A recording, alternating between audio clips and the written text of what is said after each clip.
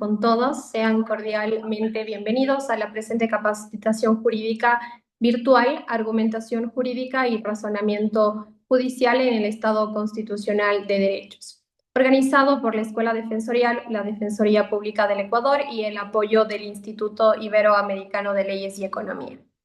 Es un gusto iniciar esta jornada saludando y dando una cálida bienvenida a la doctora Rocío Játiva, quien es la directora de la Escuela Defensorial, a los queridos doctores y doctoras defensoras y defensores públicos, demás funcionarios de la Defensoría Pública del Ecuador y también a los miembros que conforman la red de la defensa pública.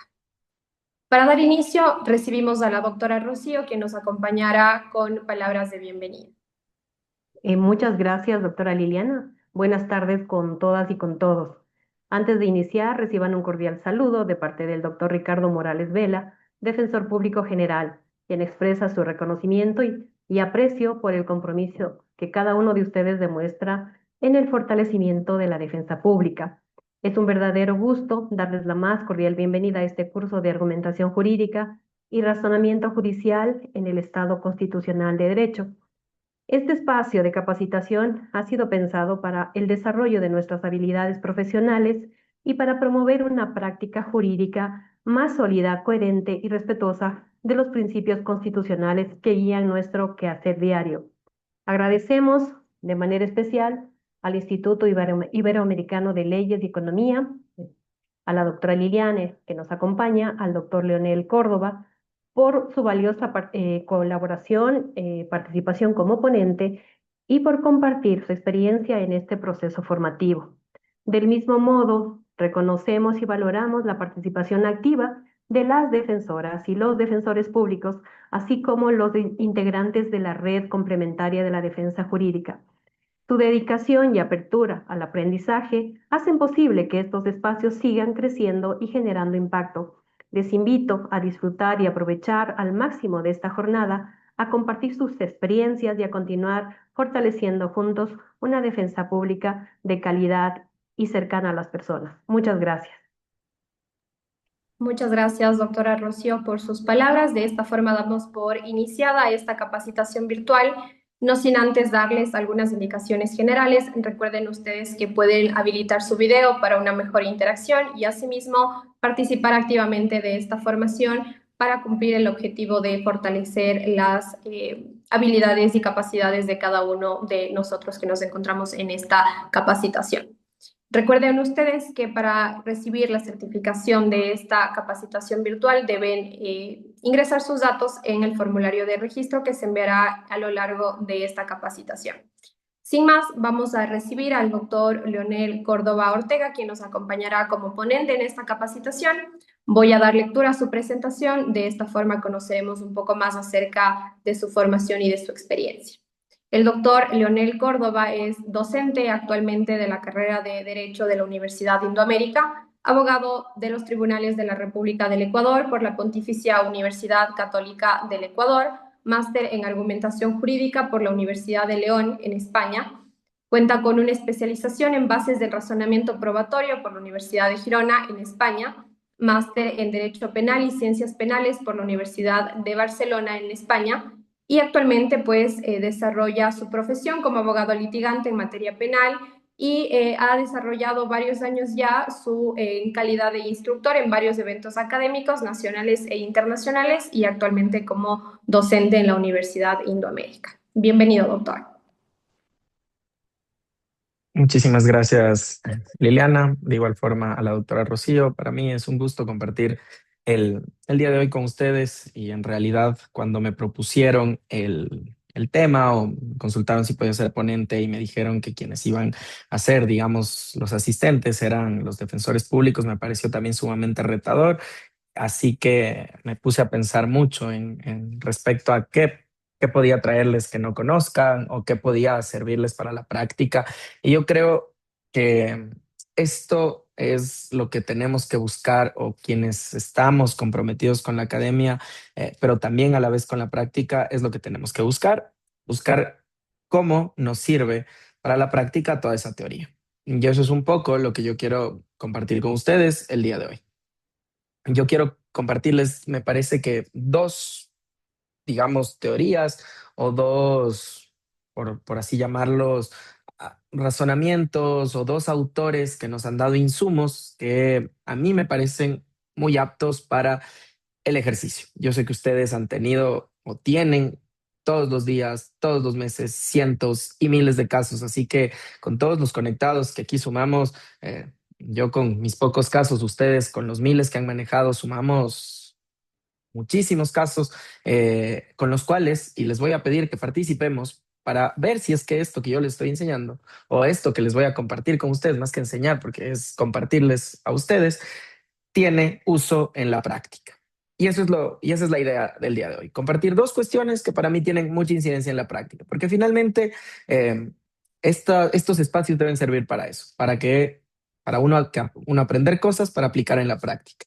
Y más aún, sabiendo que la labor del defensor pública es una labor bien compleja, tanto por la cantidad de casos que tienen como por la cantidad de tiempo también que demandan a veces estos casos y que uno a veces necesita herramientas para poder hacer más fácil esa tarea y eso es lo que justamente busca dar la argumentación jurídica. Entonces, permítanme simplemente hacer una introducción, o más bien tres conceptos muy básicos antes de entrar en materia. Cuando yo estudiaba la maestría de argumentación, yo decía, ok, a mí, ¿de qué me sirve toda esta teoría? A mí, ¿de qué me sirve saber qué dice Alexi, qué dice McCormick, qué dice Tolmin, qué dice Atienza, etcétera, etcétera? Alguna vez yo se lo pregunté a un profesor y le decía, oiga, ¿y para qué nos sirve todo esto, toda esta teoría? Yo lo que quiero, yo obviamente mucho más joven, le decía, yo lo que quiero es saber cómo ganar casos, cómo persuadir, cómo convencer a los jueces. Y él me dijo dos cosas bien interesantes. La primera es que o todas las teorías de la argumentación jurídica en realidad no les muestran nada nuevo a los juristas, ¿ya? No nos enseñan nada nuevo, sino que en realidad lo que buscan las teorías de la argumentación jurídica o cuando se les da este enfoque práctico es mostrarle a los juristas cosas que ya saben, pero simplemente orientarlos para que mejoren. Porque él decía algo interesante, y es que los abogados o los juristas no tenemos problemas de ideas. Es decir, cuando nos traen un caso, nosotros más o menos sabemos por dónde hay que ir, qué hay que argumentar, pero a veces somos desordenados tanto en nuestro pensamiento como en la forma de expresarlo a los jueces, que son finalmente quienes deciden. Es decir, tenemos problemas semánticos, no son problemas de ideas, sino de cómo se expresan esas ideas. Porque la argumentación además parte que los abogados ya sabemos escribir y sabemos hablar. No obstante, cada uno de estos saberes no constituyen ni un desordenado conjunto de frases inconexas ni un parloteo estéril, sino que nosotros tenemos que saber escribir y hablar de un modo sistemático para abordar un problema jurídico en particular y de este modo realizar una buena intervención en cualquiera de las audiencias que sean, ¿no es cierto? Formulaciones, preparatorias, juicios, apelaciones, casaciones, etcétera. Entonces, nosotros tenemos que ver la mejor forma o las herramientas que nos permitan ordenar todo este pensamiento y toda esta teoría que ya tenemos para presentar este cúmulo de información de manera lógica, con sentido jurídico y para eso es lo que nos sirve la argumentación jurídica, para construir mejores argumentos y para evaluar argumentaciones. ¿Por qué? Porque nuestros sistemas son heterocompositivos, ¿no es cierto? Significa que yo le llevo un problema a un tercero imparcial, un problema que tengo con otra persona. Y esa otra persona también le llevará su teoría, entonces van a haber dos teorías y un tercero imparcial que va a decidir. Esto significa que el primer acercamiento y también por las garantías de independencia e imparcialidad del juez, el primer momento o lo primero que tienen que hacer o quien le lleva o el primer contacto a los jueces somos nosotros. Y conviene entonces que esta información que nosotros le llevamos al juez sea de manera ordenada. Y luego lo segundo, que nos sirve la teoría de la argumentación jurídica para evaluar argumentaciones, es también por el propio diseño del sistema. ¿Qué pasa si es que nosotros perdemos, por así decirlo? No nos dan la razón. Nosotros podemos cuestionar esa decisión con el sistema de recursos que tenemos. Entonces, poder evaluar la argumentación del juez de una manera sistemática y ordenada también nos sirve para luego poder plantear el recurso del que se trate. Un recurso de apelación, uno de doble conforme, uno de casación y el extraordinario de revisión, que también ataca algunos casos. Dicho aquello, Como les digo, la teoría de la argumentación jurídica no les mostrará nada nuevo a ustedes. Para lo único que les va a servir, y es mi objetivo, es mostrarles herramientas que nos van a permitir pensar de manera más ordenada y organizar también nuestros argumentos de manera más ordenada y ver que los estemos haciendo de manera correcta. Y eso es lo que yo les voy a plantear y les voy a mostrar con algunos ejemplos, algunos casos, para ver si es que esto que estamos hablando tiene o no rendimiento en la práctica. Y les pido, si ustedes conocen casos, quieren consultar algo, por favor, siéntanse libres de en cualquier momento prender su micrófono y hacer las preguntas del caso. Permítanme entonces compartirles pantalla. Ya. ¿Alguien me puede confirmar si se ve lo que estoy compartiendo, por favor? Sí, vemos correctamente. Gracias, doctora. Ok, esto me parece importantísimo, o esto que nos dice este autor que se llama McCormick, por lo siguiente. Siempre que ustedes cojan cualquier manual de argumentación jurídica, va a hacer una distinción entre dos tipos de casos, casos fáciles y casos difíciles. Esta distinción es meramente teórica porque en la práctica todos los casos son difíciles. ¿Y por qué todos los casos son difíciles? Porque es muy raro encontrarse un caso claro en el cual los hechos estén claros, la aplicación del derecho, más bien en las normas que uno tiene que aplicar, no haya ningún tipo de discrepancia en la interpretación, se aplique de manera clara y se solucione. Es muy difícil que haya eso. ¿Por qué? Porque habemos abogados. Y los abogados, así como el otro tipo de casos, como la contracara de los casos claros, somos problemáticos y siempre vamos a intentar controvertir algo. Cualquier cosa, que el testigo mintió, que estamos interpretando mal el artículo, lo que sea. Y de esa forma, todos los casos, o al menos todos los casos que están en litigio, van a tener algún tipo de problemática. Y es este cuadro, o esto postulado por McCormick, su división de los casos difíciles o problemáticos, los que nos permiten primero clasificar el tipo de problema que tenemos. Porque, al igual que el médico, ¿qué es lo primero que nos hace cuando vamos al médico? Un examen que puede ser de laboratorio, un examen, nos van a hacer estudios de imagenología, etcétera.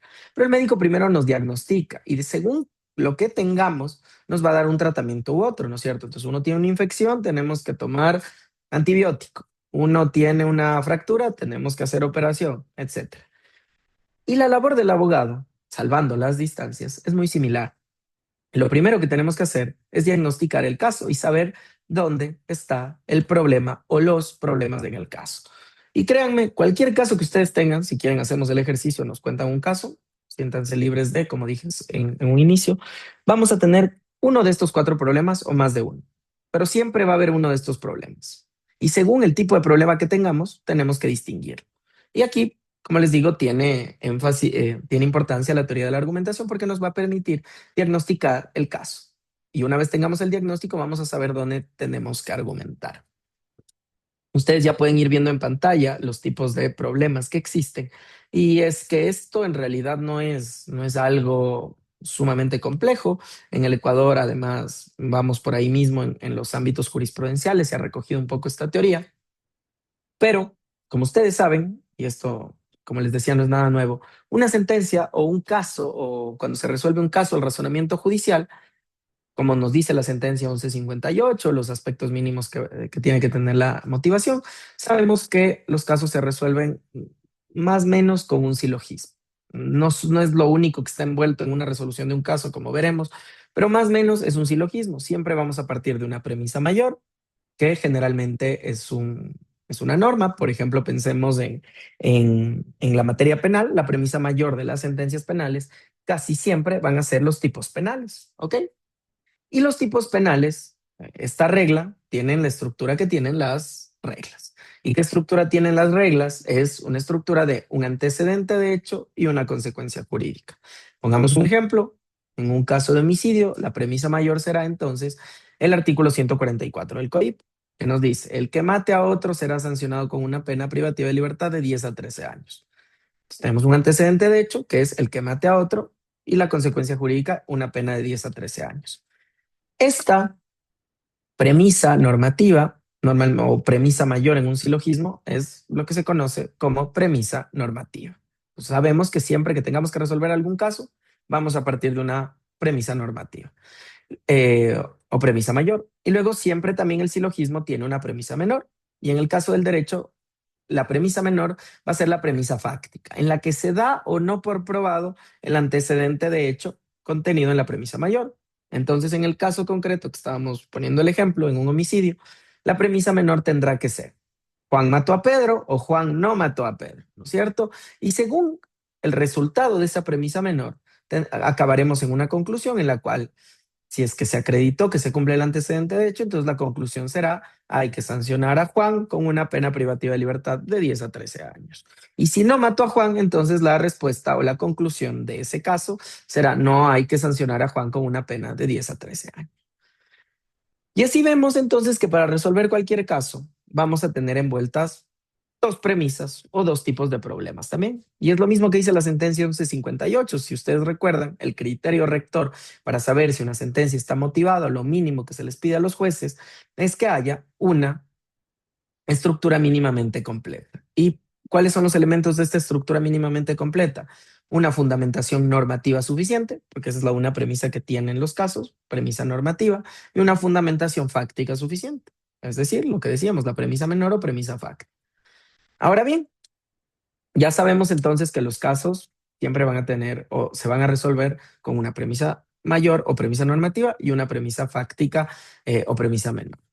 Entonces McCormick lo que nos dice es, los problemas, o pueden haber dos tipos de problemas en cada una de estas premisas. Y cuando ustedes tengan un caso, van a tener uno de estos cuatro problemas. Pueden tener más de uno, pero van a tener uno de estos cuatro problemas. Y vamos a ver por qué esto es relevante también para resolver los casos. Entonces, tenemos primero, ¿cuáles son los problemas de la premisa normativa? Pueden ser dos, problemas de interpretación o problemas de relevancia. Como dice su nombre, un problema de interpretación es en el cual sabemos cuál es la norma para aplicar en el caso concreto. Pero esta norma puede tener más de una interpretación posible.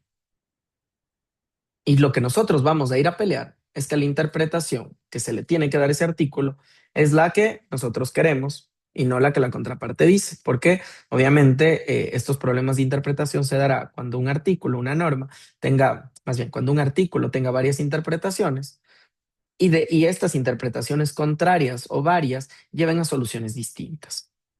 Entonces, en este problema de la premisa normativa no hay un problema de los hechos. Son hechos claros, lo que no sabemos es cómo entender el artículo, cómo interpretarlo. Ese es uno de los problemas que puede haber en los casos. Luego viene el siguiente problema, problemas de relevancia. ¿Qué significa la relevancia? ¿O, o qué significa que una norma o un artículo sea relevante? Los artículos o normas relevantes son los que sirven para solucionar el caso, ¿ya? ¿Y cuándo hay problemas de relevancia? Cuando el juez o quien quiere aplicar o quien quiere resolver el caso no sabe si hay o no normas relevantes que se puedan aplicar al caso. ¿Ya? Es un problema de desconocimiento y tendremos que buscar cuál es la norma aplicable. Entonces ahí no hay un problema, ahí no hay un problema de significado de los artículos, ahí hay un problema de que no sabemos cuáles son todos los artículos que puedan aplicar para el caso, todas las normas que puedan aplicar para el caso concreto. ¿Sí? Problemas de relevancia. Luego el más común de todos los problemas, y ahí me corregirán ustedes, comúnmente uno no va a las audiencias de juicio, no va a los litigios a decir, sí, sí, yo acepto todos los hechos, mi problema es solo de interpretación, de que se está entendiendo más el artículo. No, no, las batallas que uno va a librar en audiencias generalmente son los hechos, a decir, esto no pasó, usted no ha comprobado esto, esa no era la sangre, él no es el que aparece en el video robando, etcétera, etcétera.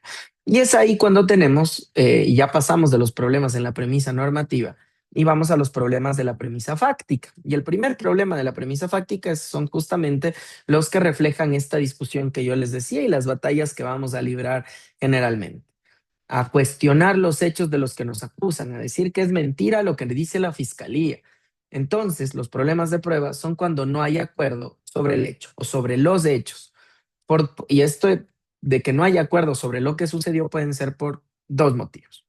Porque o no se sabe qué pasó y no se puede llegar a determinar, bien qué es lo que sucedió, y eso obviamente tiene que resolverse con una presunción a favor del procesado, o bien porque, porque el acusado o porque no hay pruebas suficientes para. Sí, entonces los problemas de prueba es cuando queremos controvertir los hechos, cuando hay un problema de que el cliente o el usuario o la persona nos dice, vean, yo no hice de lo que me están acusando. Entonces ahí hay un problema de prueba porque tendremos que demostrar que la proposición fáctica realizada por la acusación es mentira. Y la única forma de determinar que es mentira es mostrando lo contrario, o ahí puede haber un problema también, como les decía, de que no hayan pruebas suficientes que permitan la efectiva acreditación de que haya sucedido lo que la fiscalía dice, es decir, que no se haya corroborado la proposición fáctica de la fiscalía. Problemas de prueba, y como les digo, serán el de la mayor, o digamos, el que los casos más tienen problemas de prueba, ¿sí? Y luego vienen los de problemas de calificación. No sé si puedo rayar. Creo que sí, ya. La doctrina actual o muchos autores nos dicen que esto que McCormick decía, que es un problema de calificación, no es un problema de la premisa fáctica, sino un problema de la premisa normativa. ¿Y cuál es el problema de calificación? ¿Y por qué se dice que no es un problema de la premisa fáctica, sino de la normativa? Porque en estos problemas de calificación hay acuerdos sobre los hechos. Yo no quiero controvertir lo que sucedió. Lo que no sabemos o lo que uno discute si esos hechos se pueden o no subsumir en el supuesto de hecho de la ley. Y para eso muchas veces también vienen acompañados los problemas de calificación de problemas de interpretación. ¿Sí? Entonces, recapitulando, problemas de interpretación. Sabemos cuáles son las normas aplicables, pero hay varias interpretaciones. Problemas de relevancia, no sabemos cuáles son todas las normas relevantes, es decir, que puedan resolver el caso, que se puedan aplicar al caso concreto. Problemas de prueba, vamos a controvertir los hechos por cuanto no hay un acuerdo respecto de lo que sucedió, respecto de los hechos. Y luego los problemas de calificación, en los cuales hay acuerdo en los hechos, pero no sabemos si ese hecho está o no en el supuesto, de hecho, del artículo de la premisa mayor. Y como les digo, esto es importante porque según uno distinga uno u otro problema, así como el médico, entonces tendremos que distinguir también determinados, o más bien la solución variará. Y vamos con algunos ejemplos para mostrarles que esto tiene rendimiento.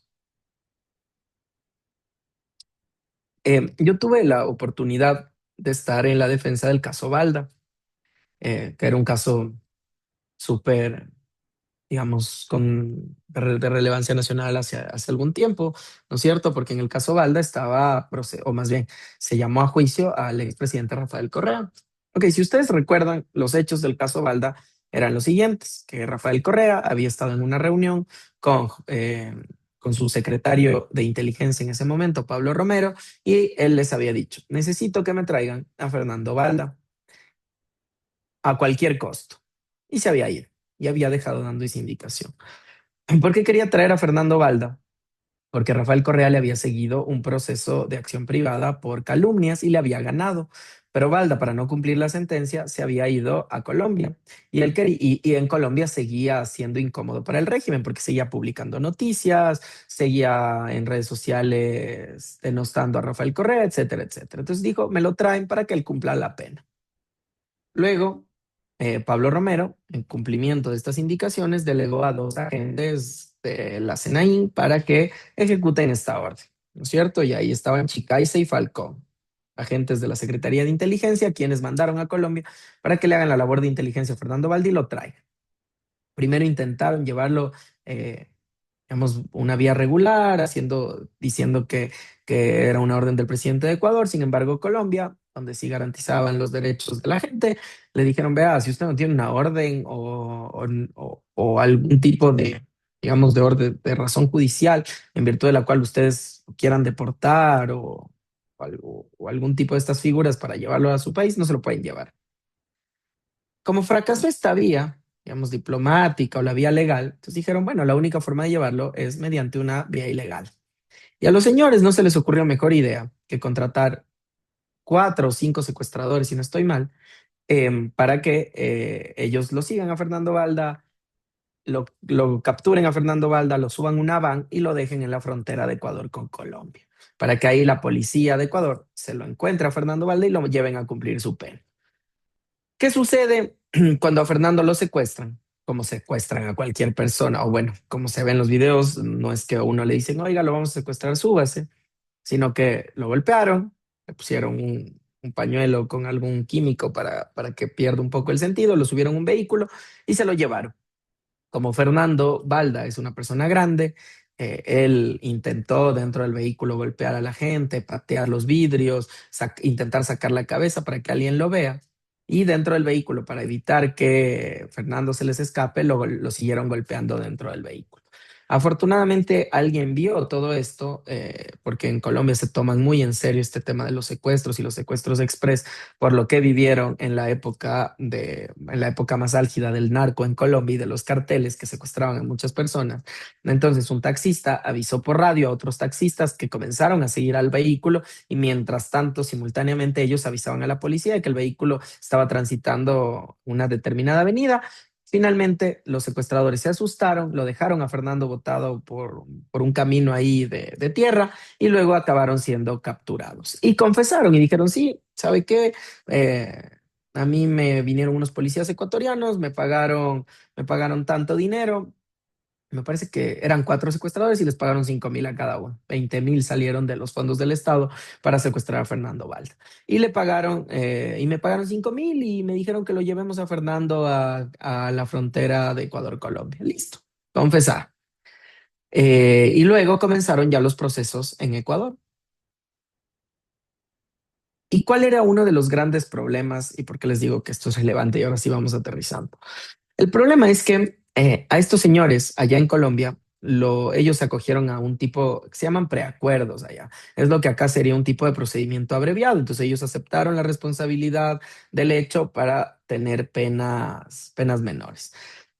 Y a ellos los condenaron en Colombia por una figura que se llama secuestro simple. Secuestro simple es privar de la libertad de una persona y liberarla antes de las 24 horas. ¿Ok? En ese momento, cuando pasó todo esto, aún no estaba vigente el COIP, sino que estaba vigente el Código Penal. Y en el Código Penal había unas descripciones de lo que en ese momento se llamaba plagio, lo que luego fue secuestro en el COIP. Y había una descripción que luego igual recibe el COIP, en la cual había un secuestro simple y había un secuestro agravado. El secuestro simple era lo mismo que en Colombia. Secuestrar privar de la libertad a alguien y liberarlo antes de las 24, antes de las 48 horas, si no estoy mal. Y luego había un secuestro agravado. Y el secuestro agravado lo que decía era privar a alguien de la libertad, someterlo a malos tratos y someterlo a malos tratos. Y esto era súper relevante porque aquí se les formuló cargos por un secuestro agravado. ¿Por qué? ¿Por qué se formuló cargos por un secuestro agravado si a los autores directos del secuestro no los juzgaron por un secuestro agravado? Porque si a Rafael Correa, a Fernando Val, a Chicaiza y a Falcón les hubieran formulado cargos por el delito de secuestro simple, el caso hubiera estado prescrito. Entonces les formularon cargos por el otro. Y ahí, con todo este antecedente, perdón, uno tiene que decir, ok, ¿qué problema tengo yo ahí? Vamos haciendo un tipo de descarte y comencemos con el que comúnmente sucede. Yo tengo un problema en la premisa fáctica. Yo voy a ir a discutir hechos ahí y uno también tiene que saber las limitaciones del caso, ¿no?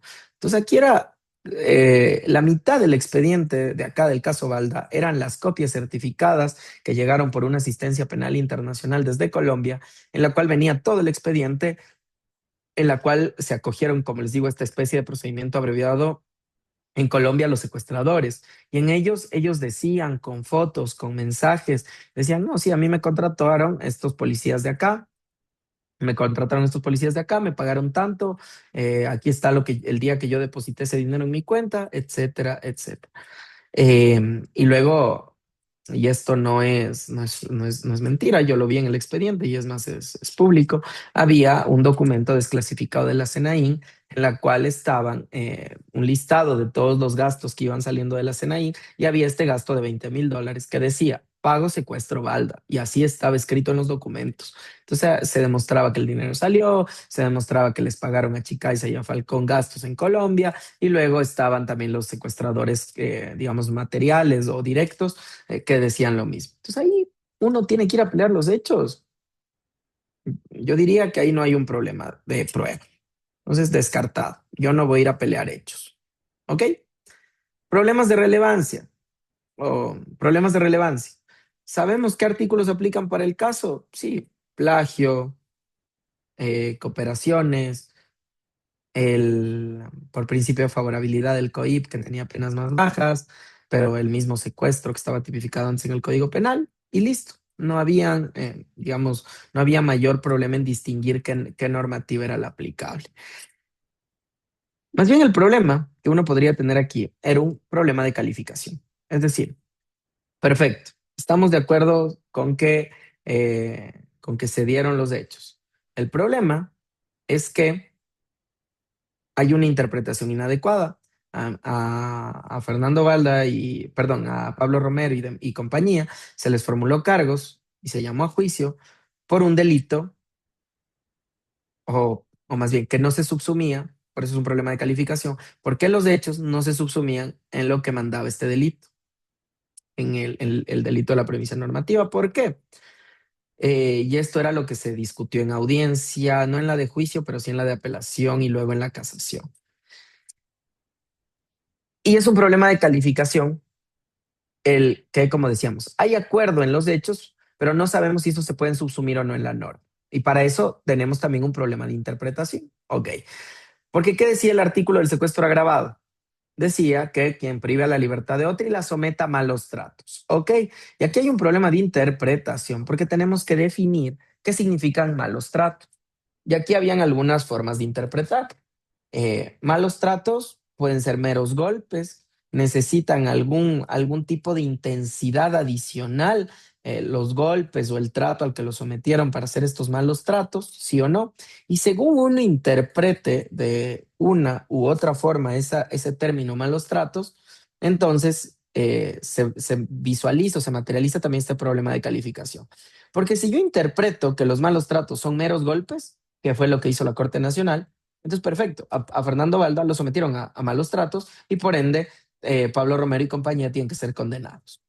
Por el otro lado, si yo interpreto que los malos tratos no son meros golpes, sino que se necesita un trato de una mayor intensidad, entonces los hechos ya no se subsumen en ese artículo y por ende prescrito el caso y digamos todos inocentes.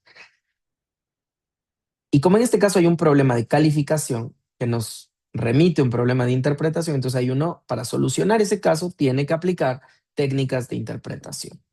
Y eso fue lo que se intentó argumentar en ese caso, que el artículo, que los malos tratos nunca pueden ser entendidos como meros golpes. Aún así el tribunal hizo caso omiso a aquello y definieron malos tratos o interpretaron el término malos tratos con la RAE. Cogieron la RAE y dijeron que son malos tratos en la RAE, golpes, perfecto, aquí hubo golpes, listo, condenados. Y no analizaron que el término malos tratos en realidad es un término normativo definido en convenciones internacionales, en la cual nos dice que los malos tratos son equiparables o son lo mismo según las definiciones internacionales que los tratos crueles, inhumanos y degradantes. Entonces no son meros golpes, sino que necesitan algún tipo de entidad o de intensidad también adicional para que un golpe o determinados tipos de golpes se conviertan en malos tratos. ¿Ok? Entonces aquí ustedes vieron cómo frente al planteamiento de un caso, uno distingue algún tipo de estos problemas y según uno distinga algún tipo de estos problemas, la solución será distinta. Es más, otra cuestión para lo que esto tiene una intensidad, más bien, para lo que esto tiene una aplicación práctica, para la casación. Nosotros sabemos que la casación en materia penal tiene tres causales sumamente claras, ¿no es cierto? Principio de taxatividad, etcétera, lo que se denomina la técnica casacional. Y así y también sabemos que la casación tiene prohibición expresa de referirse a hechos. Entonces nos quitamos los problemas de prueba. En casación uno no puede tener problemas de prueba.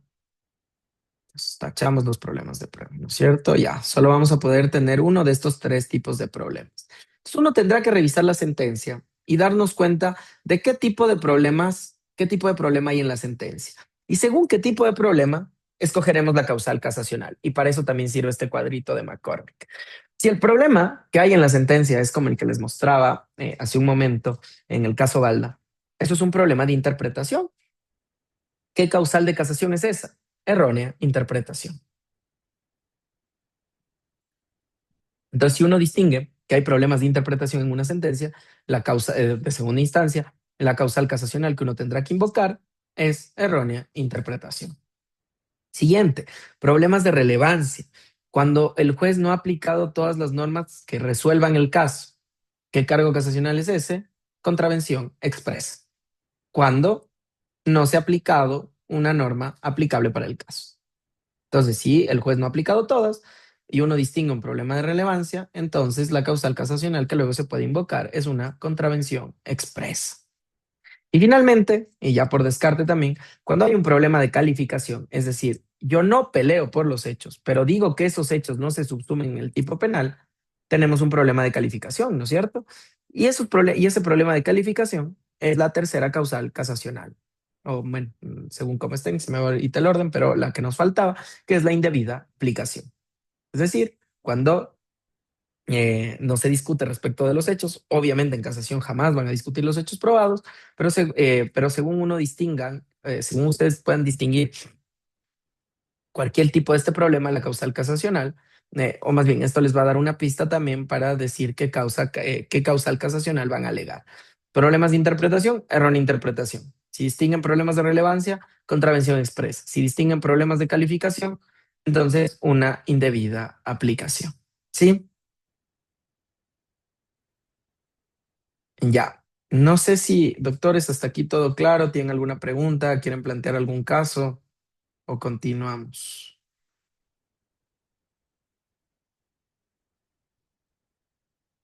Ok.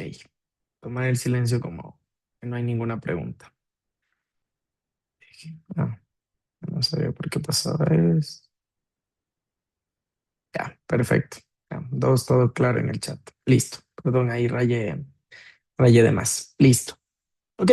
Entonces uno tiene que distinguir, como les digo, los tipos de problema. Entonces, la teoría de la argumentación, como vimos, nos permite primero ordenarnos un poquito. Con este cuadrito uno podrá distinguir qué tipo de problema hay en el caso, porque según el tipo de problema uno tendrá que hacer determinada argumentación. Uno tendrá que ir a argumentar respecto de la correcta forma de interpretar un artículo. Uno tendrá que argumentar respecto a que se están omitiendo normas relevantes en el caso. Uno tendrá que ir a pelear los hechos o uno tendrá que ir a decir que los hechos no se pueden subsumir en la premisa normativa, ¿no es cierto? Perfecto. Entonces, ahora bien, con esto ya, ok, ya sabemos cómo distinguir los tipos de problemas, doctor. Perfecto. Ahora, ¿cómo planteamos argumentos más claros según el tipo de problema? Y aquí viene otro aporte que a mí me parece excelente. Igual lo vamos a ver con un ejemplo concreto. Es el esquema de razonamiento de Toulmin. ¿Ya? Déjenme, no sé cómo borrar lo que está en pantalla. Ya, ok. Déjenme, voy a borrar todo esto y vamos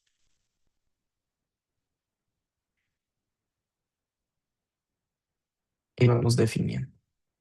Con este esquema, ustedes van a poder ya sea construir sus argumentos para que sean más sólidos o criticar los argumentos de las sentencias. Ya vamos a ver que esto sirve para estas dos cosas, para realizar argumentos más sólidos y para atacar argumentos de cualquier persona. A nosotros lo que nos toca es hacer eso en audiencia o mediante recursos. Toulmin nos dice que todos los argumentos o todas las argumentaciones tienen elementos comunes y por eso me parece interesante Toulmin porque no queda solo en una teoría, sino que él plasma un esquema gráfico. que es el que estamos viendo en pantalla.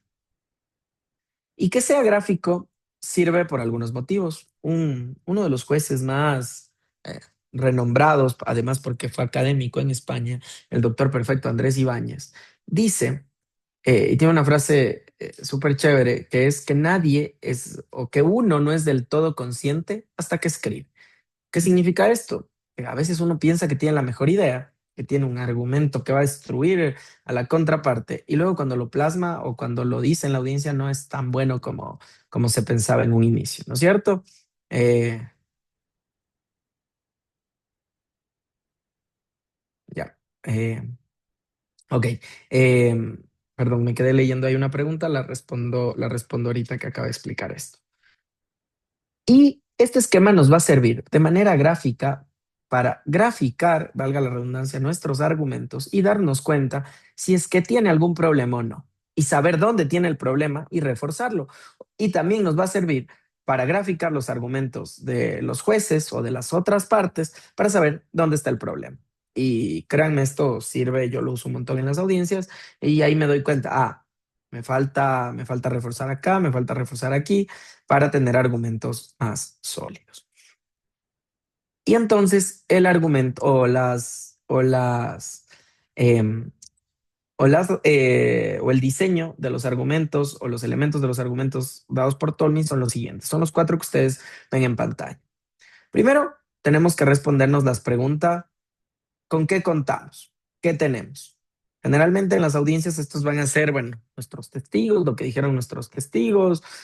Cuando hablamos de interpretaciones va a ser la teoría que nosotros tenemos para decir que determinado artículo se interpreta de determinada forma. Y esas van a ser las razones o datos, ¿ya? Por ejemplo, eh, digamos que yo les doy las siguientes razones.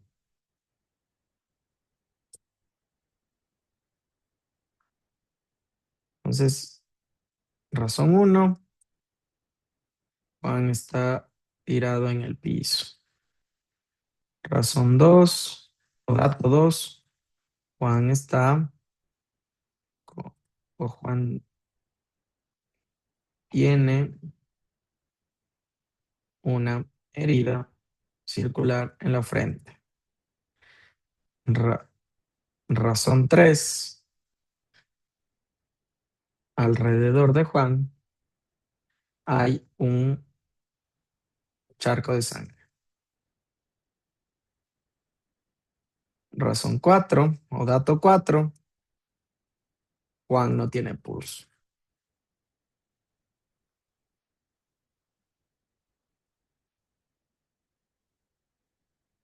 ¿Ya?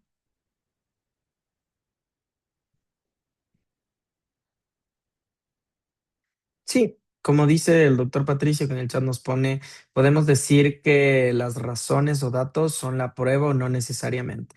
Depende del tipo de argumento que uno haga, pero en los argumentos probatorios, las razones o datos no van a ser la prueba, pero van a ser bueno, depende qué concepto de prueba tenga uno. Si la prueba como medio de prueba, la prueba como la información que sale de los medios de prueba, pero sí, las razones o datos van a ser la información que se obtuvo de la prueba practicada, ¿no es cierto?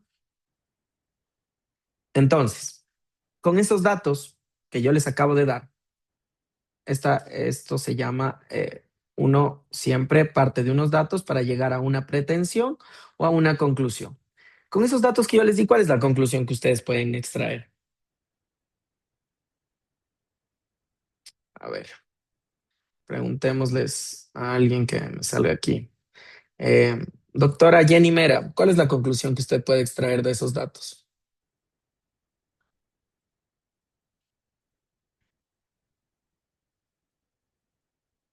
Otro. Doctora, a ver, veamos a quién le preguntamos, no está tan difícil. Eh,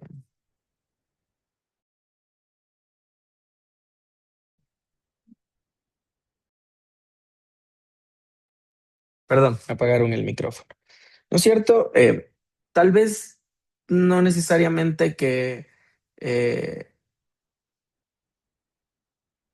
ya, Entonces ya nos ponen algunos, pero todos van por lo mismo, ¿no es cierto? Que Juan está muerto. Entonces esa Tenemos es la una, conclusión perdón, que... tenemos una mano alzada de Rosa Elvira Vázquez, por favor. Eh, Hola. Sí, doctora. Contestando su pregunta, deduzco de aquello, no tengo todo el caso completo, que hubo aquí, se perdió la vida de Juan. Ya, que Puede Juan está haber muerto, ¿no sido es por, cierto? sí, que Juan está muerto. Este, Ya. y no se sabe el móvil, ¿no? Porque ahí dice que Sí, hay sí. heridas y todo, pero no sabemos qué lo causó. Ya. Con los datos que tenemos que Juan está muerto, ¿no es cierto? No sé quién más estaba con la mano levantada para hacerle una pregunta. Eh, ya. Bueno, ahora les pregunto. Ok. Eh, entonces, siempre los argumentos ustedes parten de unos datos y llegamos a una pretensión o conclusión. En este caso, ya les di los datos y la conclusión a la que muy bien llegó la doctora y varios compañeros en el chat es que Juan está muerto. Ahora, Tolming nos dice, ok, siempre en los razonamientos tiene que haber algo que nos lleve de los datos a la conclusión, que nos responda a la pregunta del, uy, no se marca, el del cómo se llegó hasta ahí, cómo llegamos ahí, cómo llegamos de estos datos a esta conclusión. Y eso, a ese elemento, él lo llama garantía. Entonces, doctores, ¿cómo ustedes llegan a la conclusión, o partiendo de esos datos, o qué les lleva a concluir que Juan está muerto a partir de esos datos? ¿Cómo llegaron ahí? Porque dice que no tiene pulso y porque veo, está tirado en el piso, tiene una herida, no tiene pulso, hay sangre y me lleva a entender que su persona, físicamente, le ocurrió algo y que si no tiene pulso, pues está muerto. Ya, pero doctora, ahí lo único que usted hizo fue repetirme los datos. ¿Cómo llega usted a partir de esos datos a concluir que Juan está muerto? ¿Qué conocimiento extra tal vez usted está aplicando ahí para llegar a esa conclusión?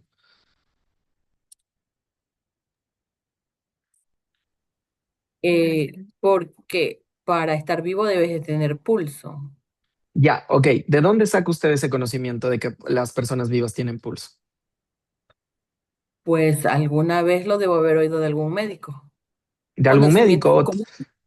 Conocimiento Sí, común, ¿sí? puede ser una máxima de la experiencia, un conocimiento, digamos, tal vez de biología o de ciencia que usted tiene, que uno adquiere en el colegio, en la vida, lo que sea. ¿No es cierto? Pero hay un conocimiento detrás de esto que usted nos acaba de decir. Y este puede ser un conocimiento médico. ¿No es cierto? Que se pudo haber aprendido en algunas partes. Entonces, este conocimiento de la ciencia médica o conocimiento médico es lo que nos permitió llegar de estas razones a esta conclusión, porque justo el conocimiento médico nos dice eso, que las personas vivas, porque el conocimiento médico nos dice que las personas vivas tienen pulso. Y aquí tenemos otros datos, además tenemos otras máximas de la experiencia.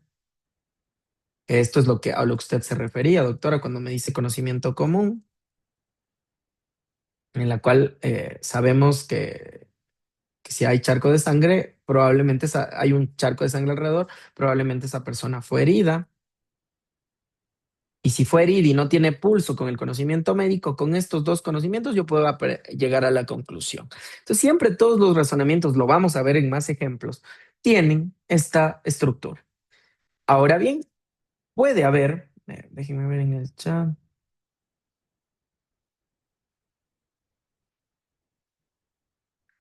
Sí, ¿no es cierto? Entonces unos me dicen datos científicos por la rama de la medicina. Eh, Todavía no nos vayamos tan jurídico al tema de partidas de defunción o actas de levantamiento de cadáver, etcétera. Luego ya vamos a ir a argumentos más jurídicos. Pero finalmente lo que a ustedes les permite llegar, en este ejemplo, a concluir que Juan está muerto son máximas de la experiencia y conocimiento médico. Ahora, inclusive esta garantía o esto que se llama garantía, que es lo que habilita el paso de las razones o datos a la conclusión, puede ser puesta en tela de duda y decir, bueno, ¿y esta garantía por qué sirve o por qué vale? Y a ese elemento al que le da validez a la garantía, Tolmin lo llama respaldo. Y aquí, ¿cuál va a ser el respaldo de este conocimiento médico? Seguramente serán estudios pongamos por poner, en este momento no los tengo porque fue un ejemplo que se me ocurrió, pero seguramente habrán estudios de universidades que tienen este tipo de laboratorios, etcétera, de Oxford, etcétera, en la cual se diga que las personas vivas tienen pulso, manuales de medicina, donde en todos constan los estudios que nos permiten decir que esto es verdad, que las personas vivas tienen pulso.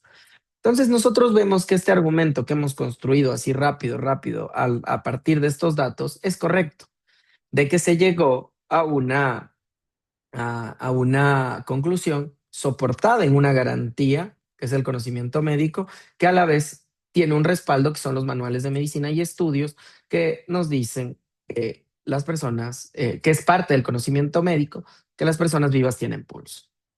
Y así como hemos visto este ejemplo súper sencillo, este cuadrito les va a servir, como les dije, para hacer sus propios argumentos y para analizar sentencias. Y como prueba de aquello, vamos a analizar muy rápido una sentencia. ¿Sí? Ya. Creo que todos conocen la sentencia del esquema, la sentencia del doble conforme. ¿Ya? Todos conocen la sentencia del doble conforme en materia penal. Ahora hagamos un análisis de la sentencia para saber si está bien o no.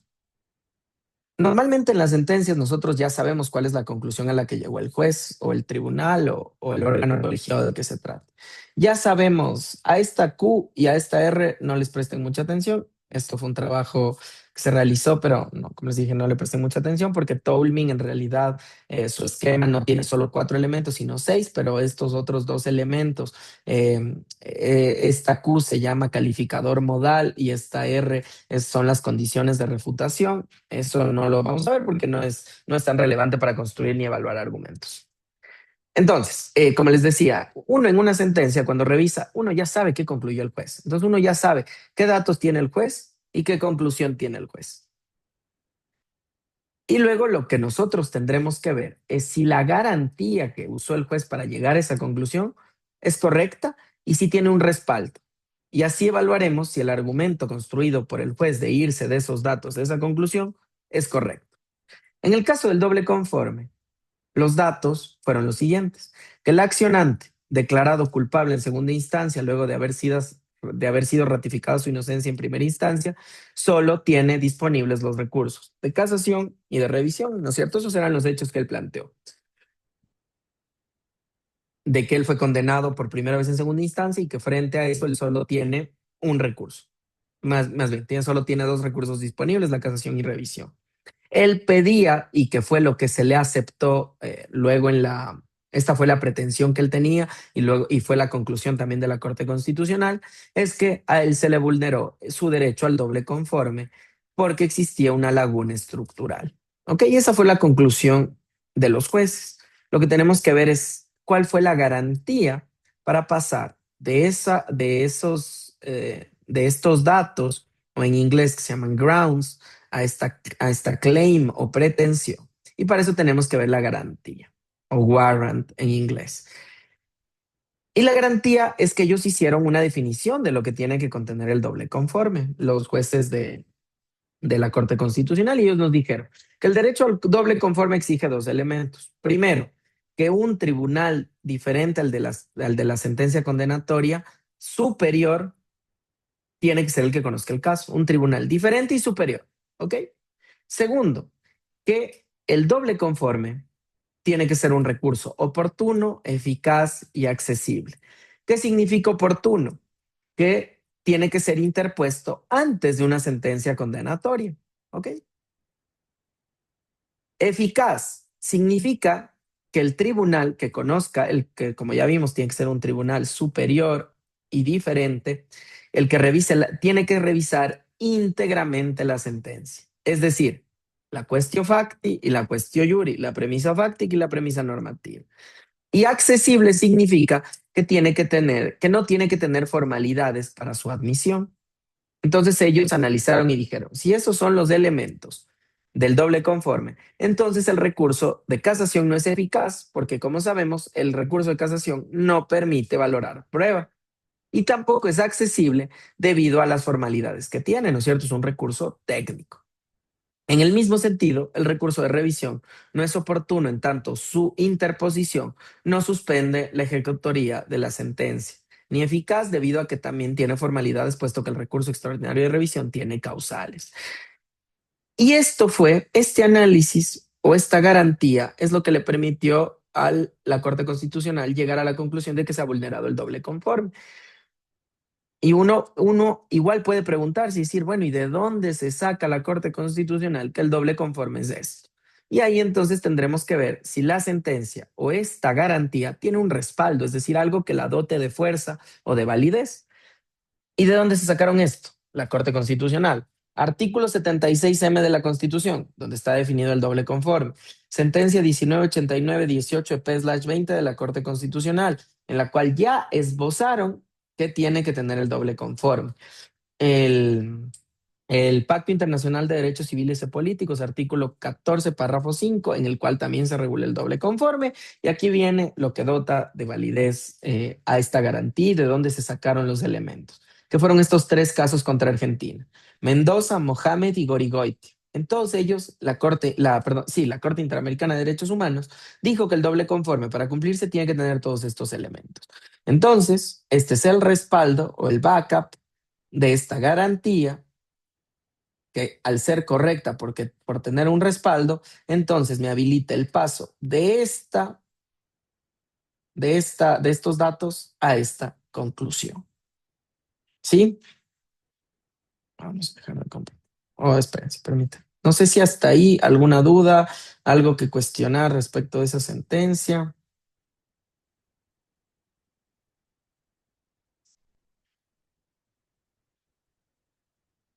Ya. Ok, vamos a poner otro ejemplo para que vean que esto tiene rendimiento. Solo permítanme Doctor, volver. Claro que sí. buenas tardes. Respecto a la de doble conforme, antes de pasar a la siguiente, solamente como para pregunta, ¿usted cree que el recurso de nulidad que es apelado, una nulidad puede ser apelada, obviamente una otra nulidad, puede también ser parte de un doble conforme? Ejemplo, en primera instancia, en un juicio se ratifica el estado de inocencia. El procesado obviamente no tiene que ejercer su derecho a la apelación. Sube a segunda instancia y en segunda instancia declaran nulidad para que se vuelva a celebrar la audiencia de juicio. ¿Usted cree que también se podría considerar eso como parte de un doble conforme? Porque obviamente no es del tema, ¿no? Pero sería porque ya se le está o sea, no hay una apelación del recurso del auto de nulidad en corte provincial. Entonces, ¿cree que se podría aplicar el doble conforme también ahí? Doctores, por favor, esperemos un minuto. Me parece que al doctor lo está en sala de espera. Me parece que la plataforma lo sacó. Si me pueden ayudar, por favor, admitiéndolo.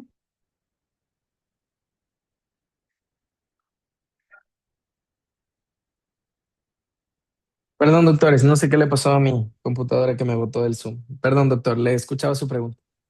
Ah, ya, le decía que cuando se dicta un auto de nulidad, en primera instancia se puede presentar una apelación, pero como pues, por ejemplo hay un caso que en primera instancia se ratifica el estado de inocencia y en segunda instancia en sede de corte provincial se dicta una nulidad, pero no se puede presentar la apelación a ese auto de nulidad en segunda instancia.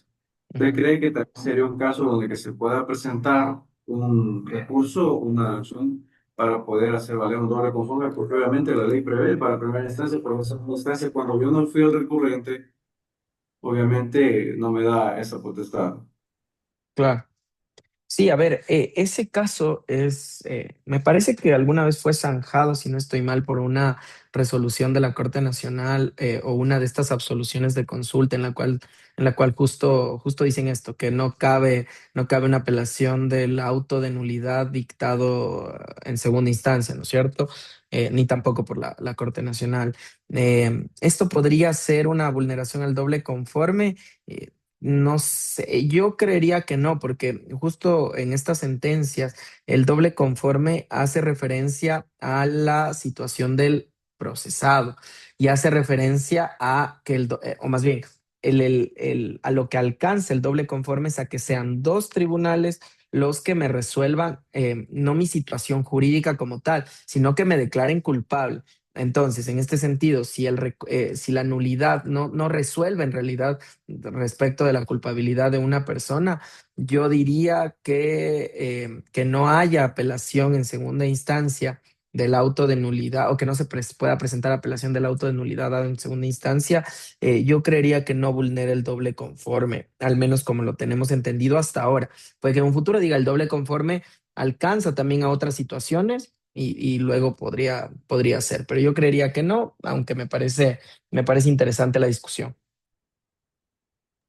Claro, lo que pasa es que el procesado le ratifica en el estado de inocencia en primera instancia y obviamente no hace uso de ningún recurso, porque ya en No. segunda instancia, fiscalía que recurre le declara la nulidad. Y ahí, ¿a dónde Como hago apelo. el recurso de la apelación al recurso de nulidad? Eso nomás, pero bueno, gracias por la No, respuesta. no, a usted, doctor, es un tema bien interesante. Entonces, como les decía, esto nos sirve y déjenme plantearles, por ejemplo, una cuestión, uno bien corto eh, o un casito bien corto para hacer un análisis de igual, cómo podríamos construir un argumento para, para cuestionar una sentencia, que es para lo que nos tienen que servir estos esquemas. Déjenme, tengo un ejemplo aquí. Creo que igual todos conocen el caso del policía Olmedo, ¿no es cierto? Que es este policía al que en primera instancia lo condenaron, en segunda instancia le agravaron la pena y luego en casación se casó de oficio la sentencia y lo declararon inocente. Ya. Este es un extracto de la sentencia del policía Olmedo, ¿ya? ¿Qué pasaba aquí? Y es que la defensa del señor Olmedo, del policía Olmedo, alegaba una legítima defensa de terceros para decir que su actuación se veía enmarcada en lo que es una causa de justificación. Entonces, el análisis que hizo, más allá de todo el análisis probatorio, pero el análisis jurídico o la parte medular de la sentencia, son estos dos párrafos que yo me he permitido citar.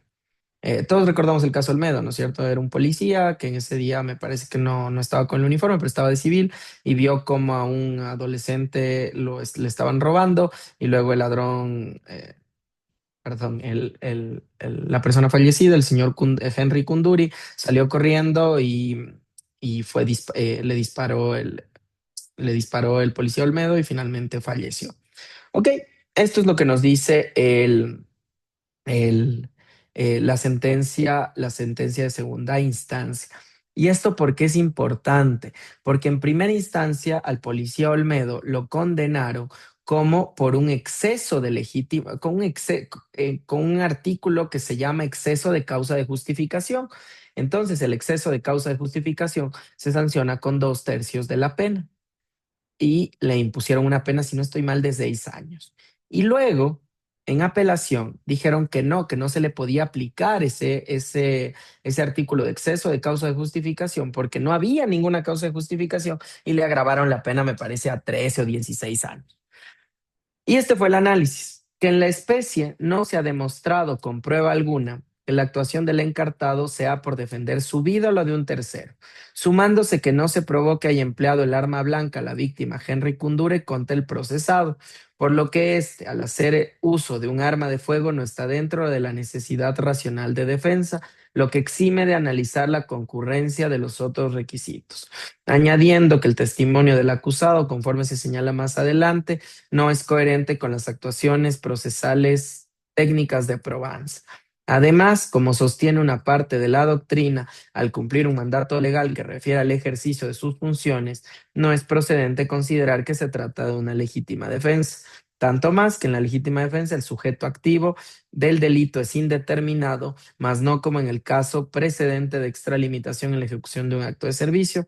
Es evidente que los sujetos son totalmente disímiles, sumándose que los servidores policiales tienen preparación en este ámbito. ¿Ok?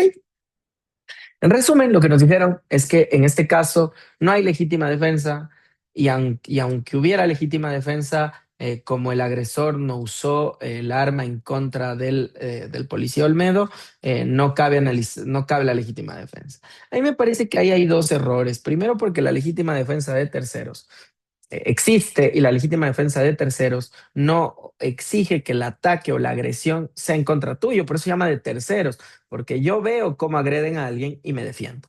Y luego el segundo es que no cabe la legítima defensa y eso era un argumento que se podía pelear. ¿Ok?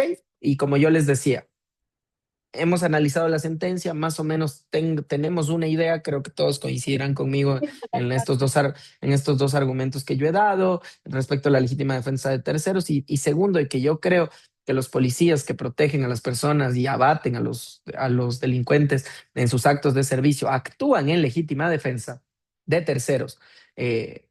Yo tengo esas ideas. Ahora la pregunta es, bueno, ¿cómo construyo el argumento? Y he hecho un,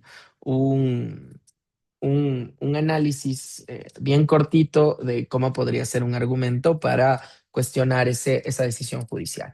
Y partamos de los datos, y estos son los hechos que constan como probados. Que Kunduri efectivamente intentó robarle un menor con un arma blanca. Eso es un hecho probado. Y es un dato del que yo parto. Y que el tribunal nos dijo en sentencia que la legítima defensa solo cabe respecto de ataques propios. Esos son los datos con los que yo parto. ¿Cuál es mi pretensión o conclusión? Que existe un error. Aquí pongamos conclusión, pretensión o conclusión. Que existe un error en la apreciación de la legítima defensa al decir que solo cabe de ataques propios. Entonces, aquí ya, como ustedes ven, yo estoy cuestionando este primer párrafo, ¿no es cierto? ¿Cómo llegué yo ahí? Me voy al artículo de la legítima defensa del COIP en el cual me dice que la legítima defensa es de propios o de terceros. Y con eso yo ya puedo decir que hay un error en la sentencia porque la legítima defensa no cabe solo de ataques propios, sino también de ataques que le estén realizando un tercero. ¿Qué respaldo tengo yo para afirmar esto del código? Además del propio código, yo voy a poder tener doctrina o jurisprudencia en la cual se desarrolle la legítima defensa de tercero. Entonces, qué sé yo, cito a algún autor que me defina que existe la legítima defensa de terceros, un poco el fundamento filosófico detrás de la legítima defensa. Así hago que tenga fuerza, que la legítima defensa cabe no solo de ataques propios, sino de ataques de terceros, y por ende yo demostraría el error de esa parte de la sentencia en la cual me dice que la legítima defensa solo cabe de ataques propios y no de ataques realizados a terceros. Demostraría el error y con eso cabría algún recurso a mi favor, ¿no es cierto? Una apelación, por llamarla, o en el caso de que sea una casación, yo ahí también podría determinar aquí lo que está sucediendo es probablemente o un error o un problema de interpretación, un problema de calificación, porque no hay problemas con los hechos. Sabemos que el señor Kunduri cuando intentó robarle un menor de edad con un cuchillo y que el señor Kunduri jamás lo amenazó con el cuchillo al policía Olmedo. Esos hechos están probados. Ahora, lo que podríamos decir es que no se está aplicando la legítima defensa porque se le está interpretando inadecuadamente. Entonces ahí podríamos tener un problema de calificación, que es una indebida aplicación, o un problema de interpretación y un problema un problema de interpretación, que sería un error en interpretación de la legítima defensa para decir esto, ¿no es cierto? Que la legítima defensa no cabe solo de ataques propios, sino de ataques a terceros, cuando ese es el fundamento de la legítima defensa de terceros. Sí, no sé si ahí quedó claro, tal vez no estarán de acuerdo, y finalmente de eso se trata también. Lo que les quiero mostrar es cómo con este esquema de Toulmin y cómo con la puntualización de estos tipos de problemas, nosotros podemos hacer argumentos, criticar argumentos de sentencias, reconstruir sentencias para ver si están bien o mal, y ese finalmente es nuestro trabajo. diagnosticar el caso, ver cuál es el problema y hacer un alegato para defender a nuestro cliente o a sus usuarios en el caso de la defensoría, ¿no es cierto? Hasta aquí, alguna duda, alguna pregunta, ¿alguien quiere poner algún caso?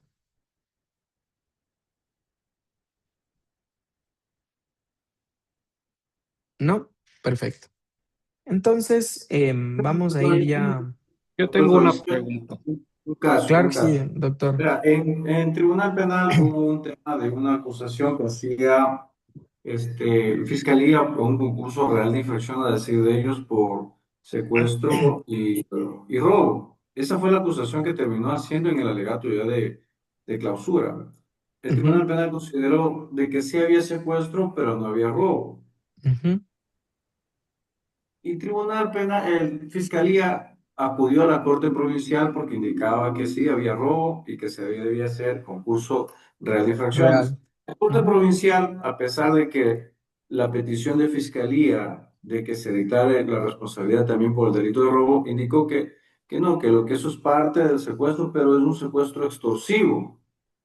Y aumentó la pena indicando que como es recurrente a la Fiscalía, aumentó la pena indicando que eran 13 años cuando en primera instancia solamente se dio una pena de 6 años. Entonces, ujú. yo considero que sí se debe casar, puesto de que el principio de congruencia se vulneró, puesto de que se acusó por secuestro, por robo en concurso real y el robo no se logró demostrar. Y Tribunal de Alzada indicó que sí y le pone 13 años. Entonces, no sé si ese sería un caso como para poder casar. O sea, se Sí, a presentó igual. ver, es un caso interesante, no sé, ¿y ese va a sustentar usted la audiencia, doctor? Claro, recién presenté la casación Ya, justamente indicó que podría.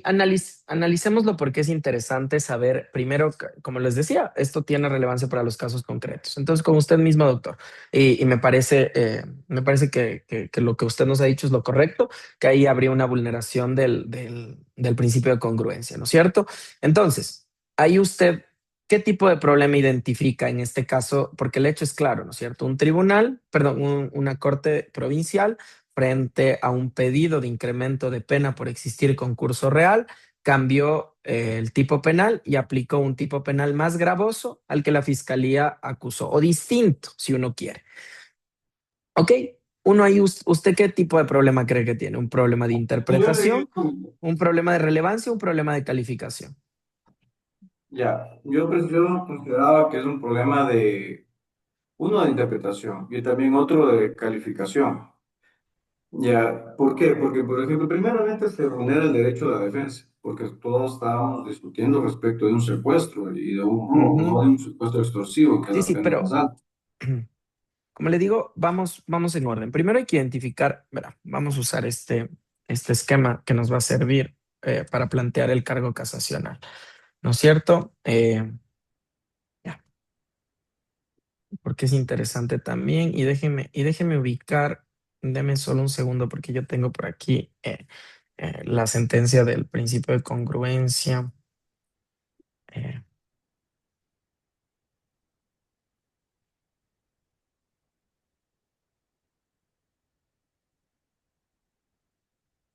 eh,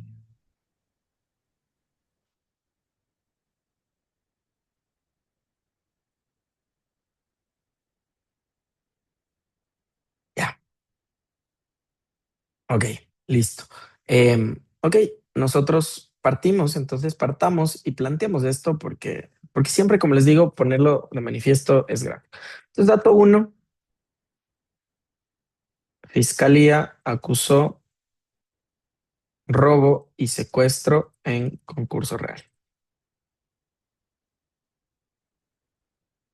Dato dos, Tribunal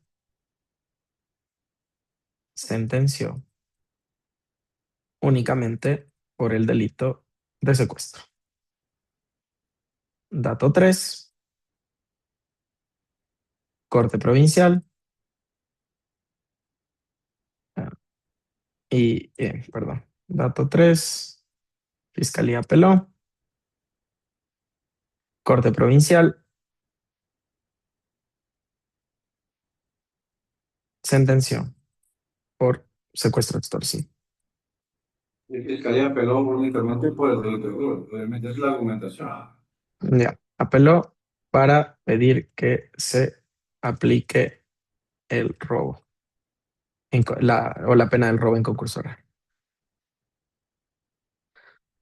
Ya, ok. Déjenme aquí, hago esta letra más chiquita para que nos entre.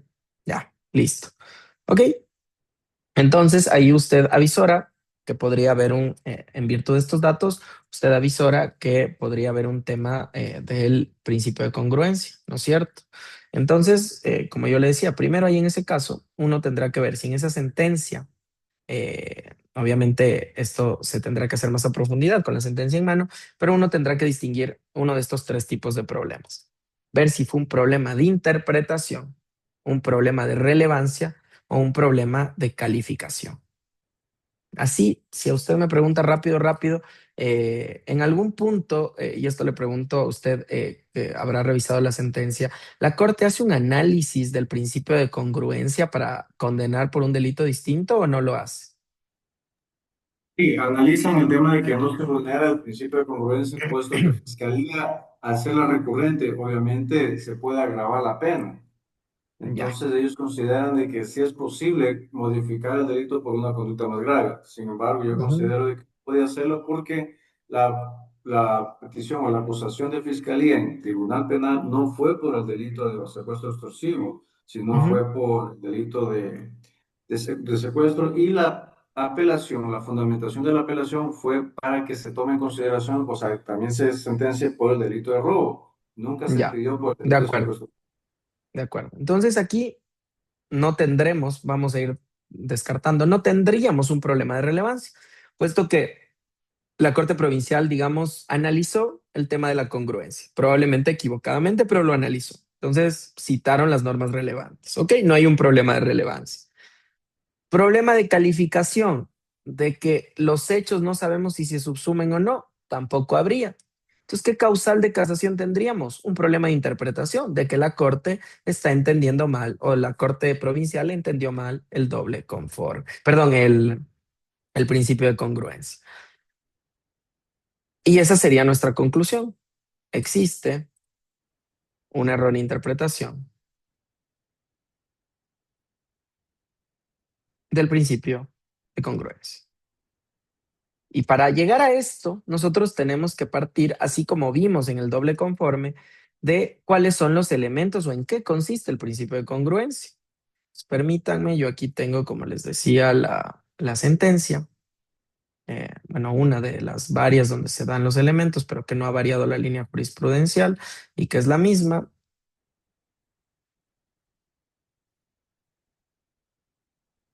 Ya, entonces en la sentencia, ya. Esto es el principio de congruencia, consiste en, hacemos más chiquita la letra,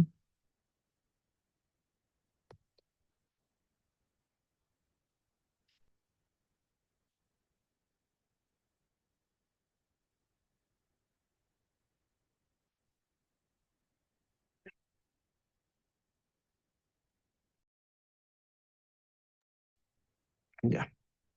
El principio de congruencia consiste en que el cambio de tipo penal se puede presentar siempre y cuando no se valoren hechos o circunstancias distintas a las presentadas por la acusación, de tal forma que el cambio no resulte brusco e impida al acusado preparar los cambios, los medios necesarios para elaborar su defensa.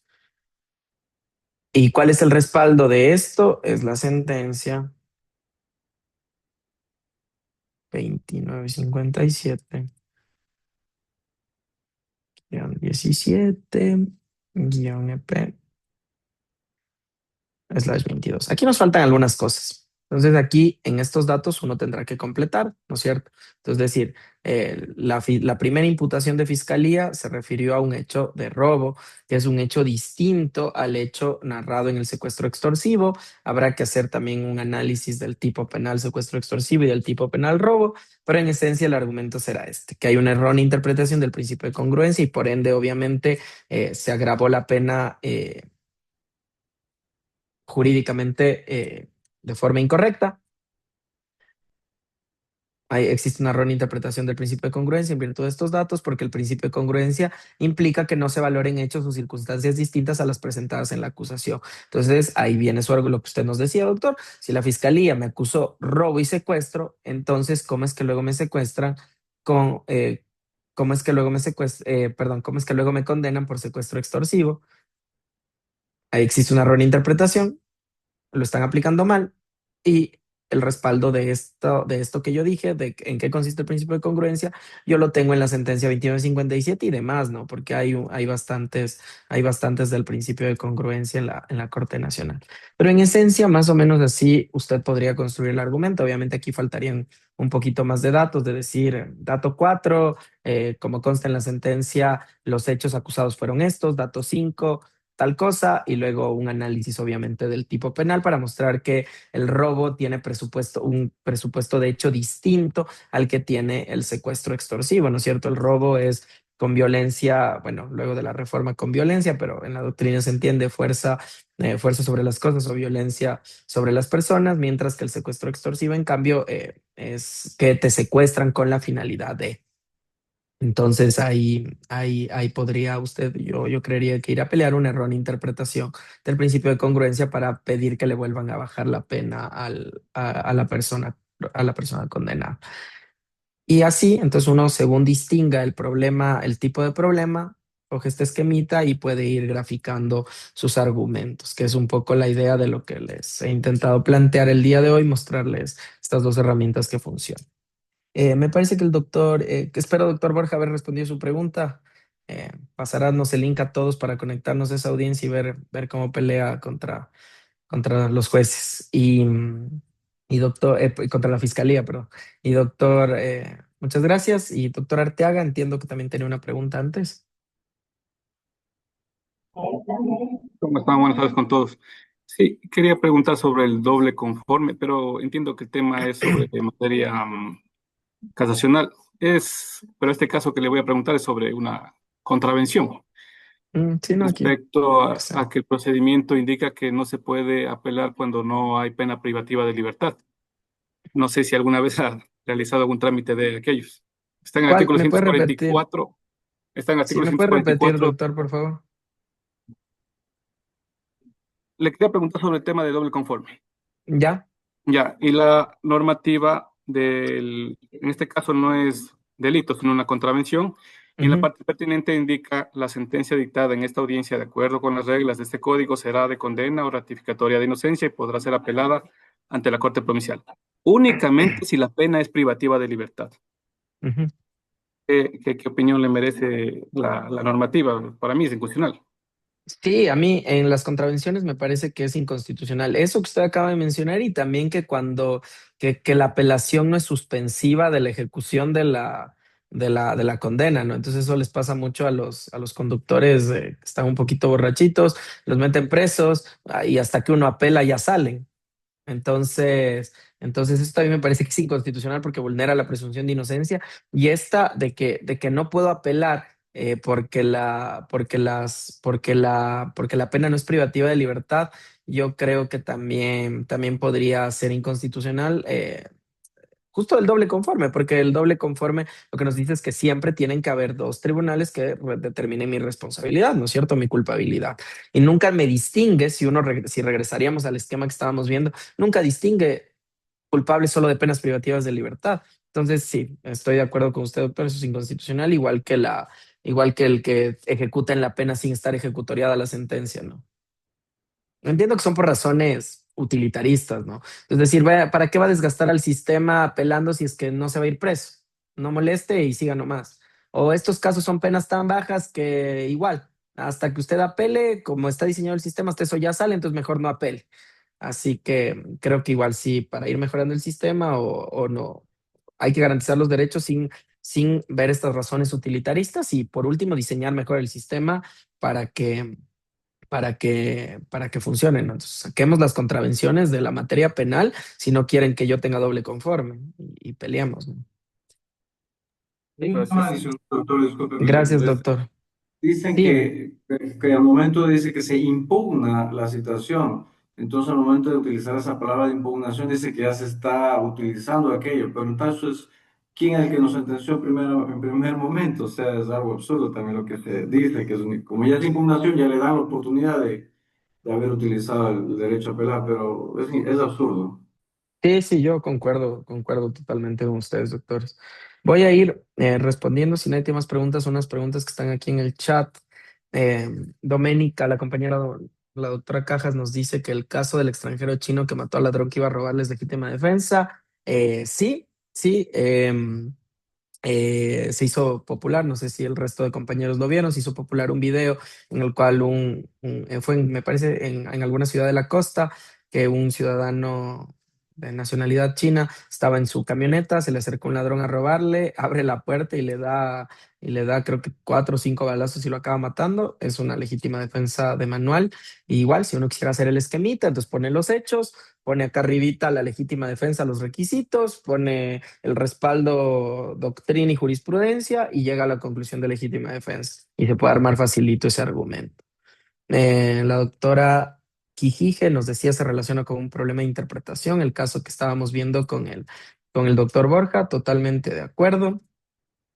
Eh, el doctor Barrio Nuevo nos dice, el doble conforme requiere un tribunal distinto y superior al que dictó la sentencia condenatoria. Sí, ese es uno de los elementos del doble conforme, que para que a ti una persona miento, porque para que se te garantice el doble conforme, tiene que ser un tribunal distinto al de la primera condena y superior. Eso a veces no se puede cumplir por el tema de fueros, pero sí, tiene que ser superior y distinto. Eso es lo que nos dice la regla general. Em, en el esquema de Tolmin, la garantía conecta las razones con la conclusión. Sí, totalmente. Es lo que nos habilita el paso. ¿Cómo podemos distinguir claramente entre la garantía y respaldo cuando ambos provienen de sentencias judiciales? ¿Qué criterio jurídico deberíamos aplicar para evitar la confusión de la fundamentación normativa con la prueba que sostiene la argumentación? A ver, ahí hay dos preguntas. Eh, Ahí hay dos preguntas, doctor, veo que también es de la Universidad de Indoamérica. Em, primero, Primero es que estos esquemas Tolman, yo esto que les he mostrado y estos ejemplos que he puesto son sumamente arbitrarios y responden únicamente a mi criterio. Cada quien a veces diseña o plantea su argumento como mejor reconstruya la argumentación. No hay una forma única y una forma correcta de hacerlo. Eh, a veces y muchas veces pasa que uno se confunde con lo que dice la garantía con la garantía y el respaldo. Como bien dice usted, la garantía es este conocimiento sí, este conocimiento que nos habilita el paso de razones o de datos a la conclusión. Y el respaldo va a venir a ser lo que le da validez a esa garantía. Cuando hablamos de sentencias, normalmente la garantía va a ser la ratio decidendi de esa sentencia y la garantía, perdón, y el respaldo de esa garantía va a ser la sentencia como tal, como en el caso que vimos del doble conforme, ¿sí? Entonces, más o menos así, cuando hacemos sentencias, es lo que yo considero. Y luego, ¿qué criterio jurídico hay que evitar para no hablar de prueba y solo, por ejemplo, en casación, entiendo, para solo hablar de la fundamentación normativa y no de la prueba? Uno tiene que, como vimos en el ejemplito o con el cuadro de McCormick, uno tiene que distinguir o uno tiene que hacerse la pregunta es, ¿yo estoy aceptando los hechos y mi problema es de derecho o yo estoy inconforme con alguno de los hechos? Si yo estoy inconforme con alguno de los hechos que da como probados el tribunal, siempre para los análisis de las sentencias se parte de los hechos probados dados por el tribunal. En apelación yo los podré cuestionar, en casación yo ya no los puedo cuestionar y solo analizo errores de derecho. Si yo no estoy de acuerdo con los hechos, entonces yo tendré que ir a cuestionar la prueba y tendré un problema de prueba. Si yo sí estoy de acuerdo con los hechos y digo, como en el caso que, por ejemplo, veíamos con el doctor Borja, el doctor no está cuestionando nada de los hechos del secuestro. Lo que el doctor está cuestionando es que se aplicó un tipo penal más grave sin que la fiscalía lo haya pedido nunca. Y solo porque el secuestro extorsivo tendría una pena mayor a lo que tendría el concurso real de robo con secuestro, ya no deberían ya no deberían aplicarlo por cuanto vulneraría el principio de congruencia, ¿no es cierto? Entonces, si uno parte que está de acuerdo con los hechos, podrá buscar un problema de derecho. Si uno quiere cuestionar solo el derecho, entonces tendrá que escoger entre uno de los problemas de la premisa normativa. ¿Sí? Doctor, disculpe, Em, pero en el caso que usted claro. dice que no se puede cuestionar el tema de los hechos, obviamente eso es un tema que solamente se va a discutir a errores de derecho en la Corte Nacional de Justicia. Sin embargo, no sé si estoy equivocado, alguien me puede dar alguna luz, pero parece que en algún momento se dio una sentencia de la Corte Nacional en donde se declaraba la nulidad porque el Tribunal de Alzada de Apelación daba unos datos totalmente erróneos o cambiados, distintos a los que se dieron en el Tribunal Penal.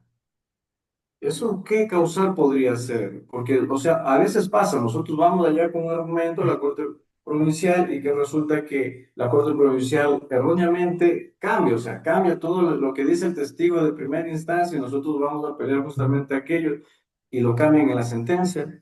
Y obviamente nosotros, yo al menos pido aclaración, pido ampliación para poder de alguna manera irme a la Corte Nacional de Justicia, Claro. pero ya en Corte Nacional de Justicia usted dice que son argumentos que ya se da por probado y lo único que tiene que ver es la segunda instancia. Pero me parece que sí se dio una Sí. sentencia respecto a una nulidad en ese sentido. Sí, y no sé si estaremos hablando de lo mismo, pero hay un criterio jurisprudencial de la Corte que pueden declarar nulidades y uno entra un poco camufladamente a hablar de los hechos por motivación.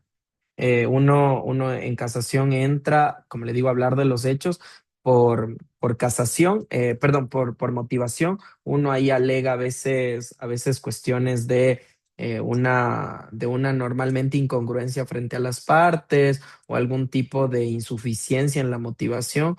Cuando pasa esto de que cambian los hechos, por ejemplo, si el testigo dijo A y en la sentencia dan por probado B, cuando el testigo dijo A, entonces ahí probablemente tengamos una incoherencia lógica o una insuficiencia, pero depende ahí sí mucho el tribunal, perdón, ahí sí depende mucho la sala que le toque a uno en la corte.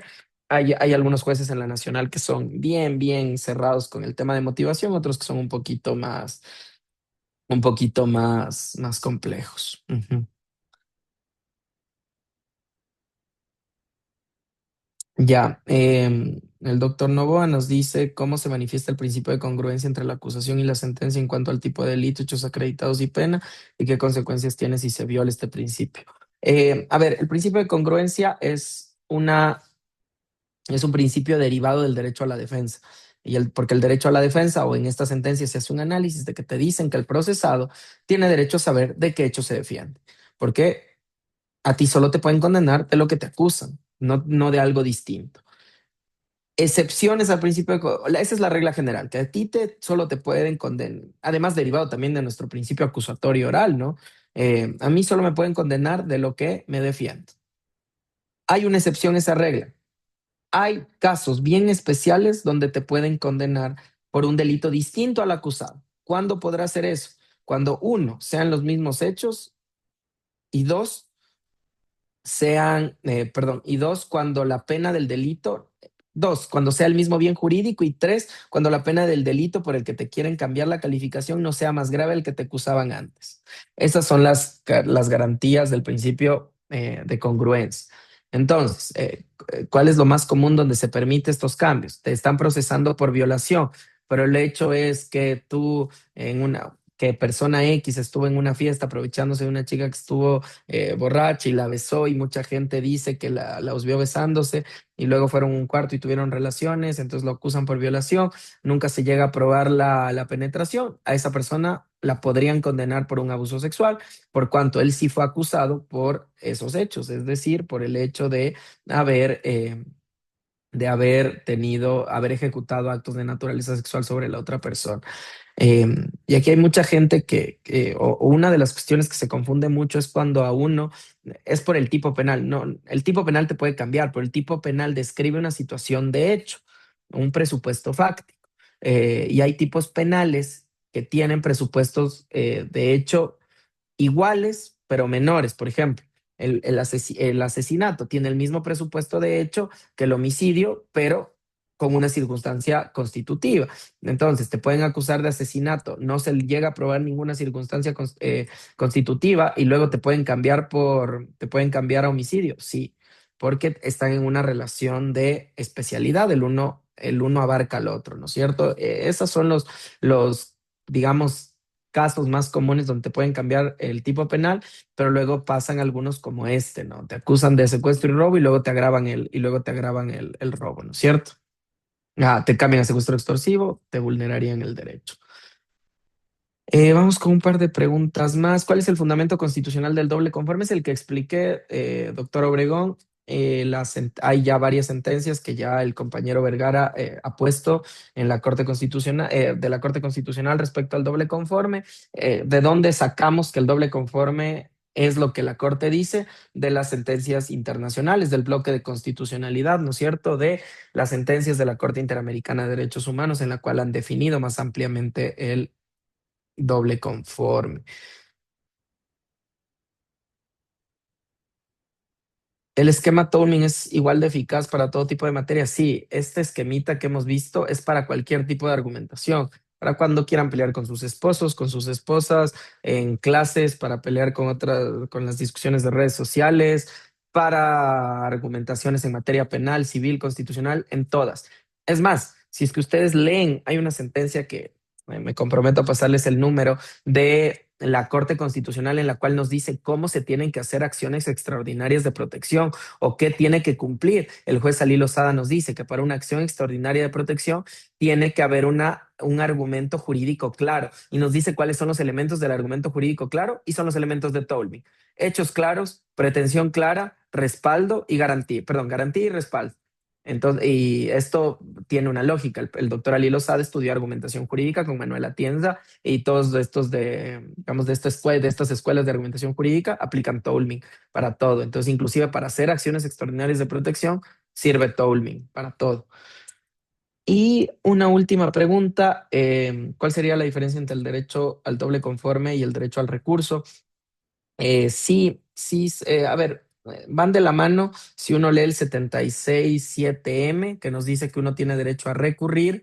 eh, el doble conforme es una implicación directa de este derecho al recurso que tenemos. En materia penal funciona así. Hay otras materias en las que no hay esta doble instancia, lo que se conoce como principio de doble instancia, porque en otras materias no es parte del, digamos, en materia civil o administrativa, que a veces uno no tiene este recurso o esta forma de impugnar, no, a veces no tenemos esto y no significa que hay una vulneración al doble conforme. El doble conforme es exclusivamente de materia penal. Ahí sí es un derecho. En las otras corresponde a veces al diseño legislativo que ha hecho el legislador, valga la redundancia, de los sistemas de los sistemas legales no penales. Listo, doctores. Con eso, creo, como no tuvimos descanso entre horas, nos hemos ido de largo. Les agradezco mucho la atención. No sé si tienen alguna otra pregunta a los que están en Zoom y no las han puesto en el chat. Las respondemos y si no, daríamos por terminada la clase. ¿No? Listo, doctores. Entonces, de mi parte, un gusto haber podido compartir con ustedes este conocimiento. Espero que esto les sirva. Espero cruzármelos en alguna audiencia alguna vez y poder discutir siempre con altura usando estas herramientas, que para eso es lo que nos sirve. Ustedes ven todos los días casos complejísimos y espero estas herramientas les sirvan un poco para ordenar las ideas y para hacer un poquito más fácil esa labor difícil que tienen siempre. Agradecido como también con la escuela y con ILE por haberme invitado a ser parte de estas capacitaciones y con eso les deseo suerte en todo el resto de sus tareas que les quedan en el día. Muchísimas gracias, doctores. Un saludo a todos y buena tarde. Doctor Córdoba, Bien, queriendo agradecerle por mi parte por las herramientas, porque creo que la argumentación jurídica es la base del derecho como tal. Entonces, realmente me parece que el esquema argumentativo de Tolin es una herramienta clave. Muchas gracias. Gracias, doctor. Gracias con todos, doctores. Un gusto. bien, muchas gracias, Muchas doctor, por gracias, su Rafa. colaboración, por compartir con nosotros en el día de hoy sus conocimientos y su experiencia. Esperamos que para cada uno de los asistentes sea de gran ayuda estas herramientas que vamos pues desarrollando y analizando en estas capacitaciones. Recuerden ustedes que tienen el link de registro para su certificación en el chat, para que no se olviden, por favor, de ingresar sus datos. Y de parte del Instituto Iberoamericano de Leyes y Economía también les agradecemos por permitirnos ser parte de estos espacios tan necesarios. Sin más, esperamos encontrarnos en una próxima oportunidad. Les deseamos una excelente tarde a todos y todas. Hasta pronto.